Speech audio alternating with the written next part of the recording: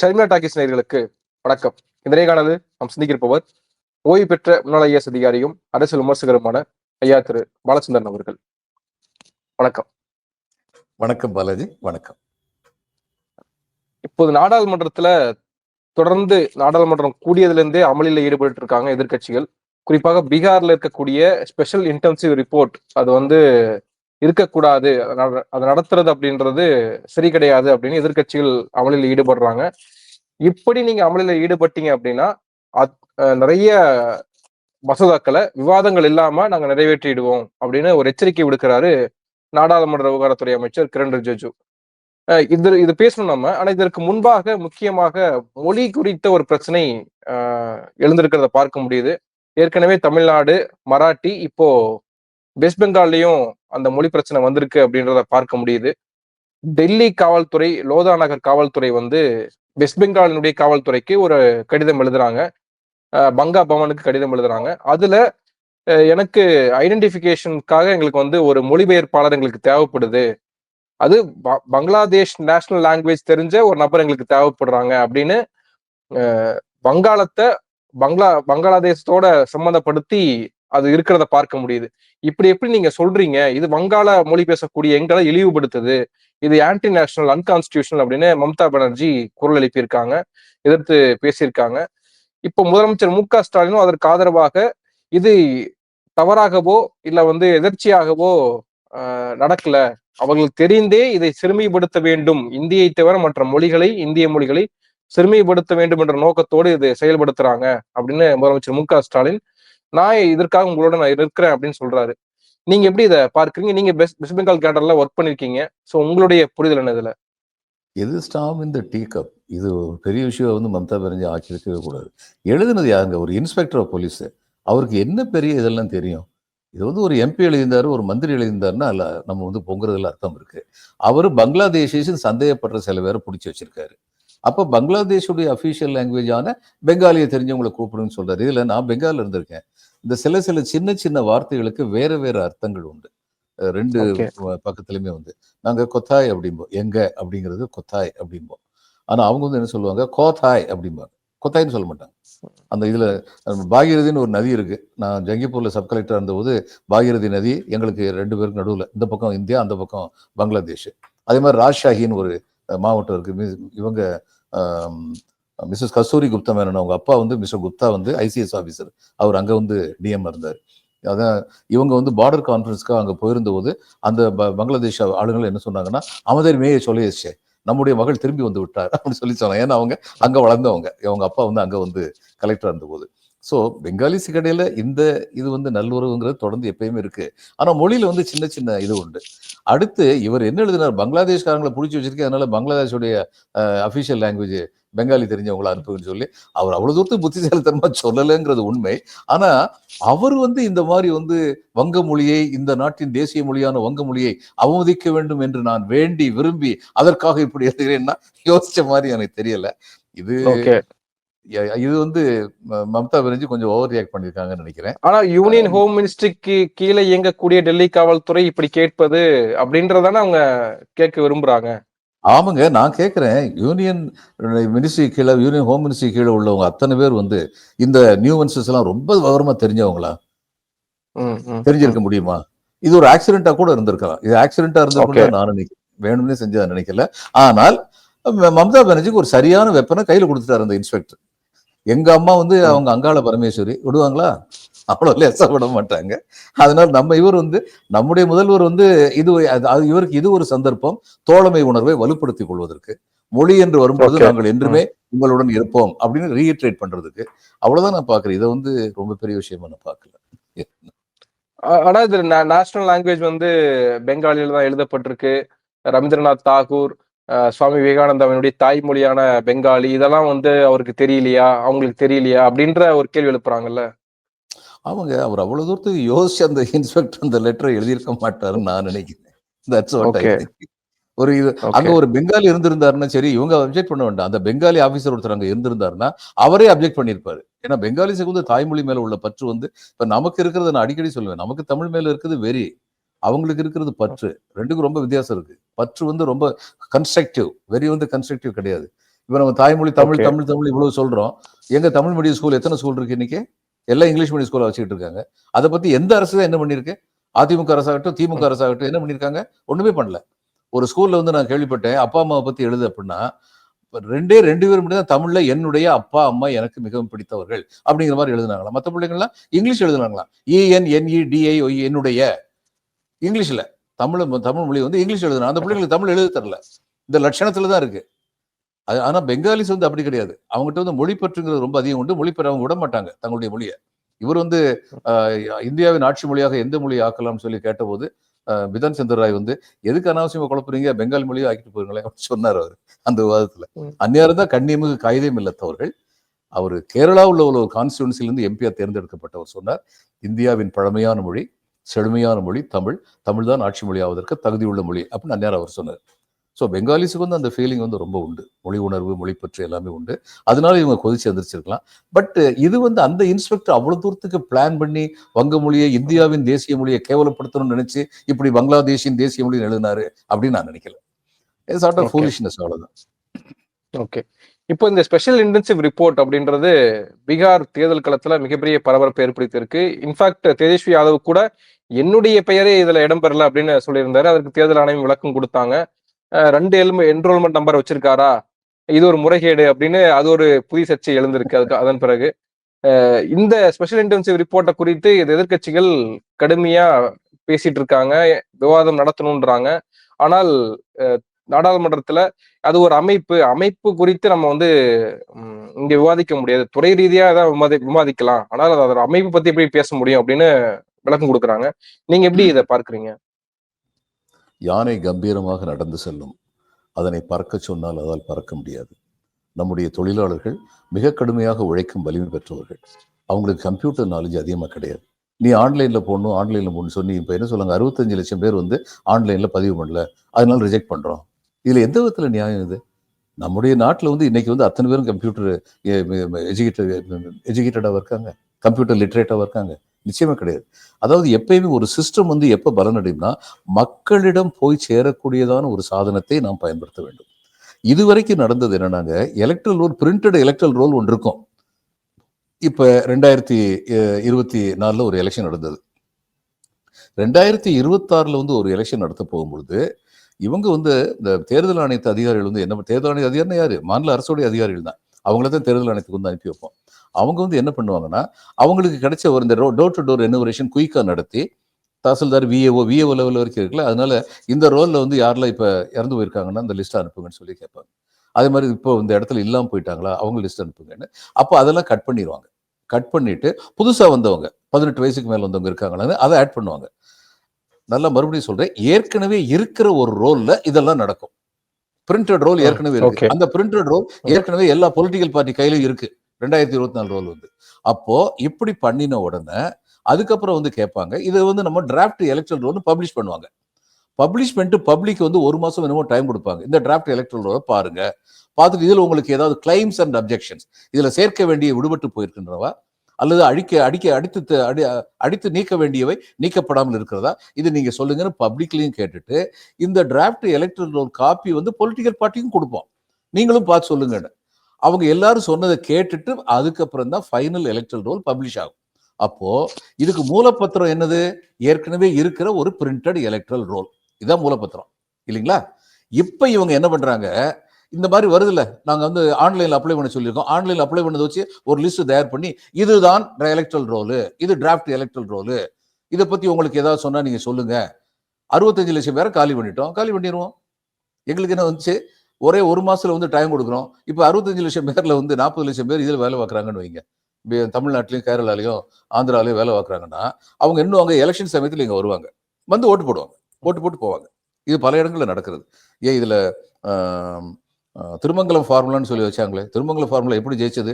எங்கெங்கெல்லாம் வெளியூர்ல இருக்கானா அத்தனை பிடிச்சிட்டு வாங்கடான்னு சொல்லி அழகிரி சொன்னான்னு சொல்லுவாங்க. இல்ல இப்ப இன்னொரு பக்கம் அதுவும் சர்ச்சை ஆயிருக்கு. அதாவது இந்த 65 லட்சம் பேர்ல 35 லட்சம் மக்கள் வெளியில வசிக்கிறாங்க, வெளி மாநிலத்துல இருக்காங்க, அதனால நீக்கப்பட்டிருக்குன்னு காரணம் சொல்றப்போ அதுல 6.5 6 லட்சம் பேர் தமிழ்நாட்டுல இருக்காங்க, அவர்கள் அங்கிருந்தே வாக்கு செலுத்தலாம், அவர்கள் வசிக்கக்கூடிய இடத்துல இருந்தே வாக்கு செலுத்திக்கலாம்னு தேர்தல் ஆணையம் சொல்கிற போது அது இன்னொரு பிரச்சனையும் உருவாக்குது இல்லையா? ஆமா.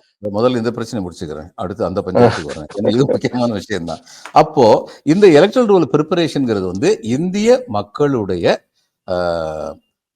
கெப்பாசிட்டியை பொறுத்து இதை பண்ணல. இதுதான் முக்கியமான விஷயம். அவர்களுடைய ஆற்றல் என்னவோ அந்த ஆற்றலுக்கு தகுந்தபடி தான் போகணும். நம்ம வந்து அதாவது இதில் அடிக்கடி அட்மினிஸ்ட்ரேஷன்ல வந்து ஒரு தரம் கொஞ்சம் வேகமாக போய்கிட்டு இருந்தேன் நான். இந்த இது இன்னும் டிலே ஆகுதுன்னு கோவிச்சுக்கிட்டு இருந்தேன். அந்நேரம் வந்து இவர் வந்து என்னுடைய சீனியர் ஆஃபீஸர் வந்து என்னை கூப்பிட்டு நீ கொஞ்சம் டீ சாப்பிட வாப்பா அப்படின்னாரு. ஏன்னா கூட்டத்தில் நான் ரொம்ப வேகமாக பேசிக்கிட்டு இருந்தேன்.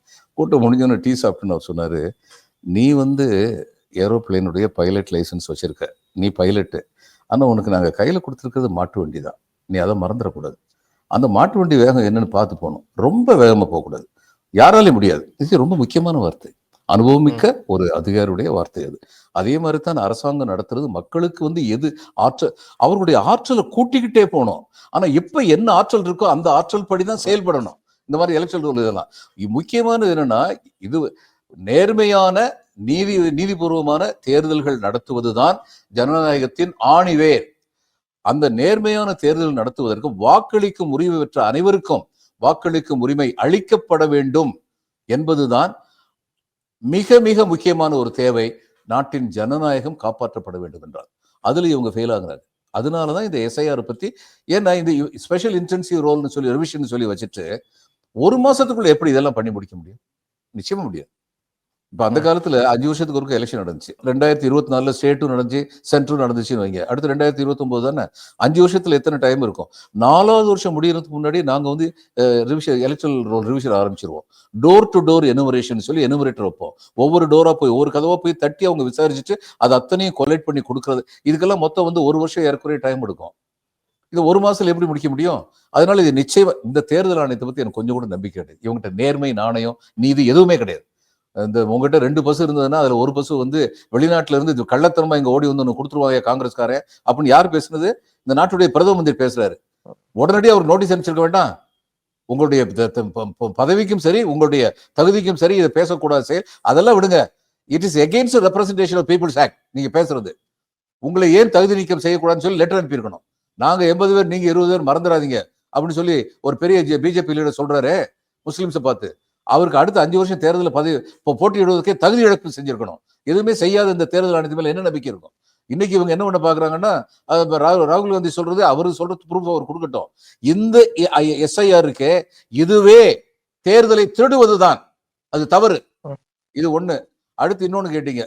ஆமா, 6 லட்சம் பேர், 7 லட்சம், எந்த நம்பரை வேணாலும் இருக்கட்டும், தமிழ்நாட்டில் இருக்காங்க, அவங்களுக்கு இங்க வாக்குரிமை கொடுத்து விட்டால் என்ன ஆகும்?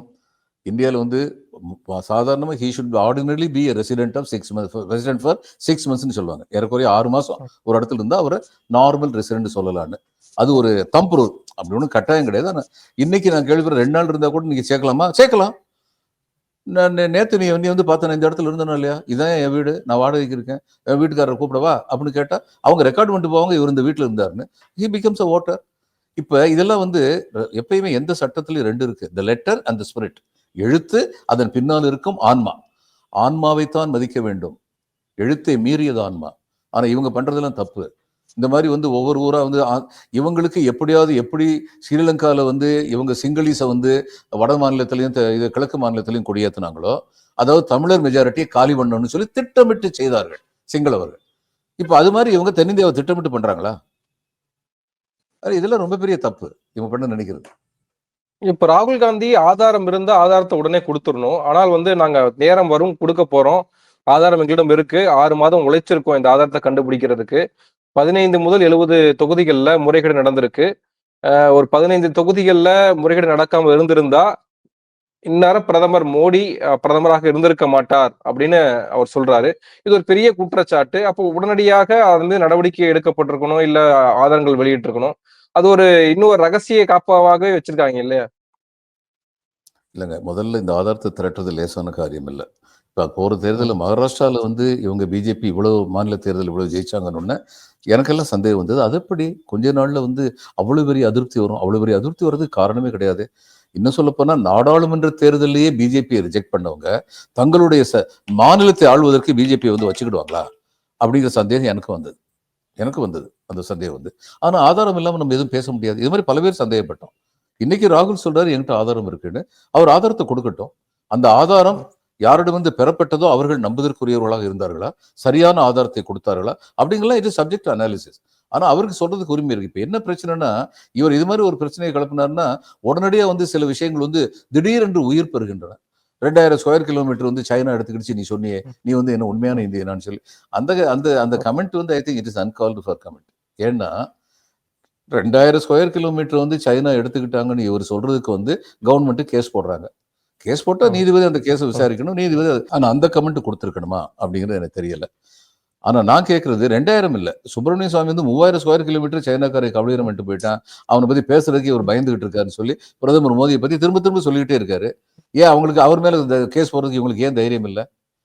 ராகுலை, அது ஆங்கிலம் சொல்லுவாங்க, we should contain him.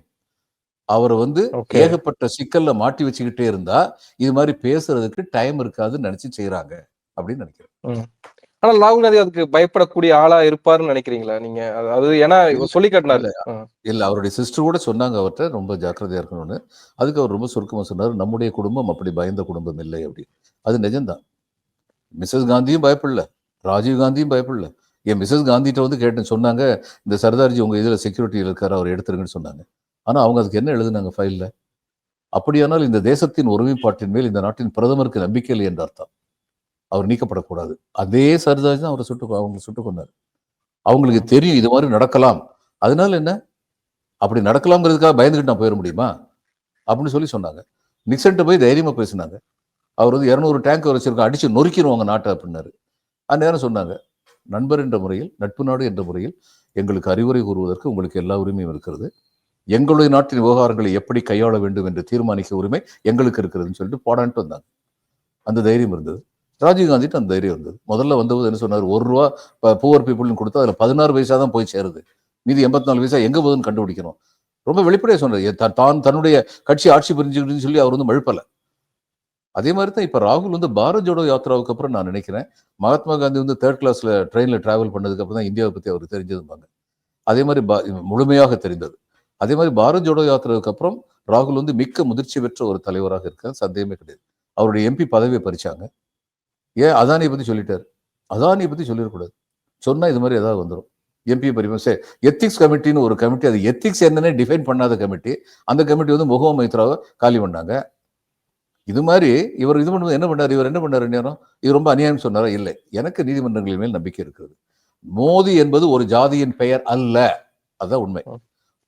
முஸ்லிம்ஸ்ல கூட மோதின்னு சர்நேம் உண்டு, எனக்கு தெரியும். இவருக்கு நம்ம பிரதமருக்கு இருக்கு, நீரவ் மோடின்னு சொல்லி இருக்கு. இந்த இதுல ஐபிஎல் இவ்வளவு சக்சஸ்ஃபுல்லா நடத்திட்டு பாவம் சில குற்றச்சாட்டுனால பயந்துட்டு வெளிநாட்டு ஓடி போயிட்டாரு. அந்த பையன் பேரும் மோதின்னு தான் இருக்கு. ஆனா மோதிங்கிற ஒரு ஜாதி பேர் கிடையாது. ஆனா அதை சரியா அனலைஸ் பண்ணாம உயர் நீதிமன்றம் வரைக்கும் அவருடைய இது செல்லும், பதவி இழப்பு செல்லுங்கிற மாதிரி தான் சொன்னாங்க. தண்டனை கொடுத்தது சரிதான்னாங்க. உச்ச நீதிமன்றம் தான் சொன்னாங்க, இல்லை இது சரியாக விசாரிக்கப்படவில்லை, நீங்க திரும்ப விசாரிங்கன்னு சொல்லி அனுப்பின உடனே ஏன் இன்னைக்கு வரைக்கும் விசாரிக்காம வச்சிருக்காங்க? ஏன் மறுபடியும் விசாரிக்க வேண்டியதானே? அந்த கேஸ் ஏன் அப்படி கடப்ப போட்டாங்க? அதனால இதுக்கு ராகுல் காந்தி பயப்படலை, நான் பயப்படுறேன். உண்மையிலே இவ்வளவு தூரத்துக்கு வெளிப்படையா வந்து இந்த நாட்டுடைய என்னென்ன இந்த நாட்டுல இந்த இதை பற்றி என்ன சொன்னாரு, இது 1000 ஆண்டுகளாக நடந்து கொண்டிருக்கும் கருத்தியல் யுத்தம் இந்தியாவில் நடந்து கொண்டிருக்கிறது. இது ரொம்ப முக்கியமான ஒரு வார்த்தை. இப்ப மகாத்மா காந்தி வந்து கொல்லப்பட்டது ஒரு முஸ்லிம்னால இல்லை, அவர் கொல்லப்பட்டது ஒரு இந்துவால. அவரை கொன்ன இந்து வந்து எதுக்காக வேண்டி கொண்டாரு அவர் சொல்லியிருக்காருல. இவர் வந்து பாகிஸ்தானுக்கு சப்போர்ட் பண்றாரு, நிறைய காரணங்கள். இவர் சனாதனத்துக்கு எதிர். இப்ப இவர் வந்து ஆஷ் துரையை வந்து சுட்டு கொண்டாரு வாஞ்சிநாதன். வாஞ்சிநாதன் வந்து பெரிய தேசபக்தனா? ஒன்றும் கிடையாது. அப்படி ஒன்று கிரியேட் பண்ணி வச்சிருக்காங்க. ஆனா அவருடைய இதுல வந்து என்ன எழுதியிருக்காரு, நம்முடைய சனாதன தர்மத்தை போட்டு காலில் போட்டு மிதிக்கின்ற மிலேச்சன், மாட்டுக்கறி தின்பவன். இதுதான் அவரை சுட்டு கொண்டது காரணம். ஏன் ஒரு இது அந்த ரோட்ல வந்து கர்ப்பிணியா இருந்த ஒரு ஷெட்யூல் காஸ்ட் பொண்ணு வந்து அந்த ரோட்டுக்குள்ள அனுமதிக்க முடியாதுன்னு சொல்லிட்டு அங்க உள்ள வைதீகவாதிகள்லாம் சொன்னாங்க. வண்டி ஓட்டிக்கிட்டு இருந்தவர், ஆஷுக்கு வண்டி ஓட்டிக்கிட்டு இருந்தவர் ஒரு முஸ்லீம். ஆஷ் வந்து அவர்கிட்ட சொன்னார், எடு வண்டியை, இந்த பொண்ணை தூக்கிட்டு ஹாஸ்பிட்டலுக்கு போவோம் அப்படின்னாரு. ஒண்ணு இல்லைங்கய்யா, இது பெரிய பிரச்சனையா வந்துடணும்னு கையில சாட்டையை வச்சுக்கிட்டு இவர் வந்து அந்த எதிர்த்து நின்றவங்களெல்லாம் அடிச்சு விரட்டிட்டு அந்த பொண்ணை ஹாஸ்பிட்டலுக்கு கொண்டு போய் விட்டார். ஆஷுக்கு 2 முகம் இருந்தது. ஏகாதிபத்திய முகம், நம்முடைய வஉசியுடைய கப்பலை காலி பண்ணதே ஆஷ் தான், அது ஒரு முகம். இன்னொரு முகம் இந்த சோசியல் ரிஃபார்ம்ஸ். இந்த சோசியல் ரிஃபார்ம்ஸ் அவர் பண்ணது உண்மை. இவர் கொல்லப்பட்டது வந்து ஏகாதிபத்தியவாதிங்கிறதுக்காக இல்லை, அவர் சோசியல் ரிஃபார்ம்ஸ் பண்ணாருங்கிறதுக்காக தான். இப்ப அதே மாதிரி தான் எனக்கு வந்து பயம். யாராவது ஒரு ரேடிக்கலிஸ்ட், ஒரு முட்டாள் வந்து பின்ன மோடி வந்து என்ன நினைப்பாரு, இவர் அரசியல் தோற்க வேண்டும் நினைப்பாரு. அவ்வளவுதான் பிரதமர் நினைப்பாரு. அதுக்கு மேல நினைக்க மாட்டாரு.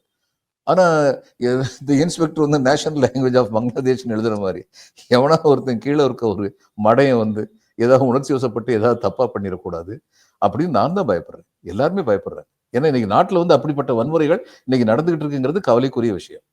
நான் நினைக்கிறேன் இவருக்கு வந்து ஸ்பெஷல் ப்ரொடெக்ஷன் குரூப் மறுபடியும் வந்து இது பண்ணணும், ரீஇன்ஸ்டேட் பண்ணணும்.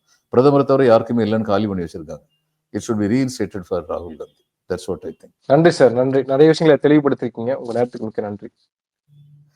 வணக்கம் பாலாஜி. வணக்கம்.